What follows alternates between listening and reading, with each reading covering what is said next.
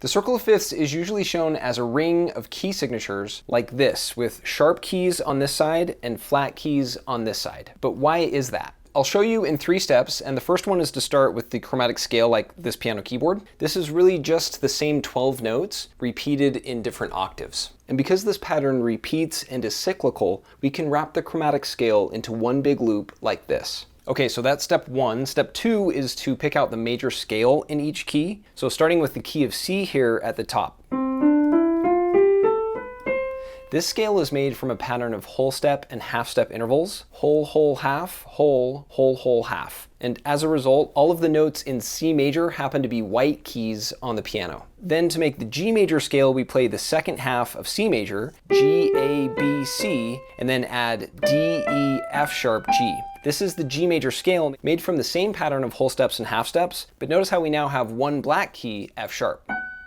And as we continue on in a clockwise direction, each major scale has an increasing number of sharp notes or black keys on the keyboard. D major has 2 sharps, F sharp and C sharp. A major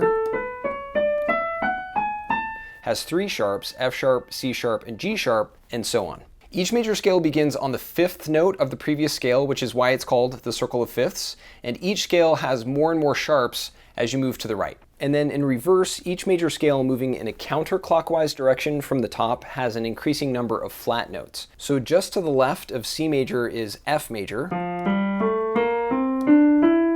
The second half of F major is C, D, E, F, which are all white notes, but the first half is F, G, A, B flat, where B flat is a black key on the keyboard. And then moving in a counterclockwise direction, we have B flat major,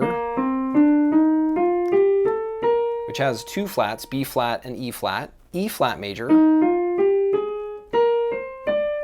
which has 3 flats, B flat, E flat, and A flat, etc.